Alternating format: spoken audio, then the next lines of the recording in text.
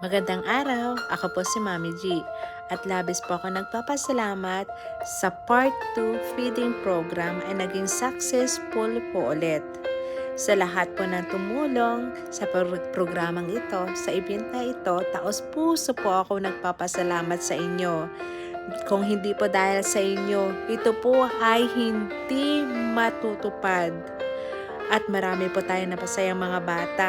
Makikita nyo po ang mga batang ito, ang mga kabataang ito ay labis-labis ang kasiyahan.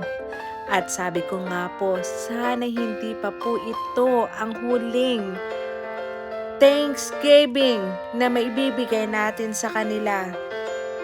At sana po, lagi po natin isipin, ang pagmamahal sa kapwa ay lalong magbibigay ng himaya.